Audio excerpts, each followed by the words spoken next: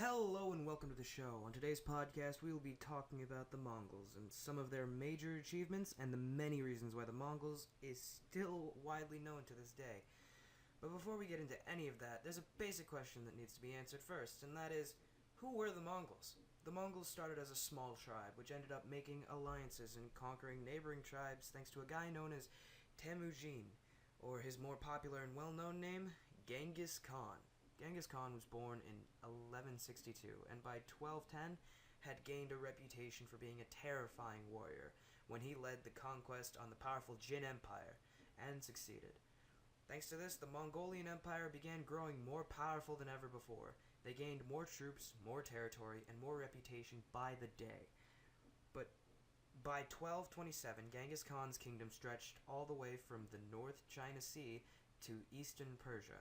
Genghis Khan was not the only terrifying Mongol, however. The skilled and fearsome soldiers under his command were truly a force to be reckoned with.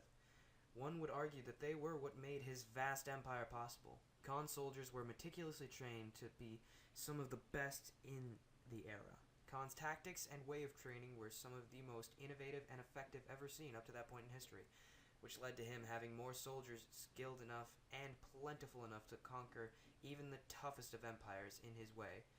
Khan also came up with the brilliant idea of bringing back foreign technology taken in war and using it not only to improve the Mongolian military power, but the overall technology of the nation as a whole. Genghis Khan was not only a powerful man during times of war, but a great and smart ruler during times of peace as well. He established the capital at the center of his empire and consulted with high-ranking scholars and engineers to help construct his cities in an image that he approved of. Khan was a fair ruler as well. He even instituted a policy of religious tolerance. Unfortunately, all good things must come to an end, and Khan met his end as he lived, fighting on the field of battle, biting off more than he could chew. This time, he didn't get away with it, though. He met his end in 1227 while fighting the Tangut Empire, south of the Gobi Desert. With Khan gone, one would think the empire he built would start to fall, but this is horribly incorrect. Genghis Khan was replaced by Ogedai, who was elected emperor by the Mongolian chiefs in 1229. Ogedai was the son of Khan, but could not compare to his legendary father. But the Mongolian Empire did continue to expand under his rule, so he did something right, at least. He also worked to bring a more efficient bureaucracy to the Mongolian Empire and invested in the greater development of the capital, so he was far from a failure. Later on, 3 of Genghis Khan's grandsons went on their own conquests and expanded the empire even further, one of which was known as Batu and the Golden Horde. Which, to sum it up, in 1236, a guy named Batu, Genghis Khan's grandson, led to 100,000 Mongolian soldiers into Russia and completely conquered it by 1240. In the end, the Mongols conquered an area larger than the Romans.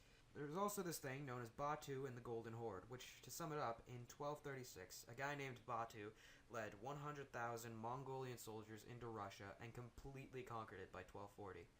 In the end, the Mongols conquered an area larger than even the Romans, but all great empires eventually crumble, and the Mongols were no exception. By the Mongolian leaders alienating many Chinese and hiring foreigners for their government and making many other mistakes, the once massive Mongolian Empire shrunk dramatically.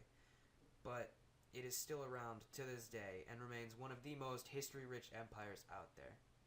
That's going to be it for this podcast. Thanks for tuning in.